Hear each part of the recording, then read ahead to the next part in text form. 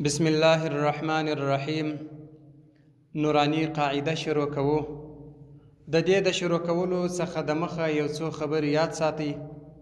هغه دا چې په دې سبقانو کې موږ د هغه کسانو خیال ساتلی دی چې هغه د نورانی قاعدې د زده کړې فکر لري یا د نورانی قاعدې د زده کړې سوچ یې درلودی.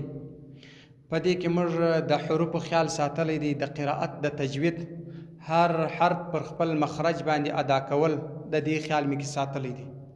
دویم د کشنې د سبق د ویلو د طریقې چې پر څنګه طریقه باندې موږ کشنې ته سبق ورزده کړو، پر څنګه طریقه باندې موږ کشنې ته سبق ووایو، دا د دې طریقې خیال مې کې ساتلی دی. دا طریقه موږ ښوولې ده. په دې کې هغه کشنۍ چې استاد سبق ورته وایي، نورانی قاعده ورته وایي، هغه کشنۍ باید په خوله کې خلاص وي، یعنی خبرې یې خلاصې وي، صفا صفا وي، سره ګډې وډې نه وي. دا یو. دویم دا کشنۍ د ځان د صفایي خیال ساتلی شي، دا یې دوه. دریم دا کشنې ته یو شی یا یو څوک وروښیي، هغه د ده بیا په ذهن کې کښېني، یېرېږي نه، دا یې درې. دغه صفات باید په کشنې کې وي.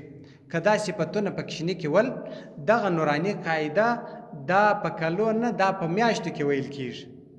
موږ چې خپله تجربه کړې ده، په 4 میاشتو کې دغه نورانی قاعده ویل کېدلی شي. په 4 میاشت کې نورانی قاعده هغه کشنۍ چې در اوسه سبق نه وي ویلی، ورته کښېنئ، په 4 میاشتې نورانی قاعده دی زده کولی شي. چې نورانی قاعده زده سوه، بیا د قرآن مجید هم ویلی شي. نو پر دې طریقه او ترتیب باندې چې کم طریقه او ترتیب موږ ښوولی دی، که چیرې استاذ و کشنې ته دا طریقه باندې ووایي، هغه کشنۍ به بیا د دې قابل جوړ شي چې د نورانی قاعده په 4 میاشتې دننه کې ختمه کړي.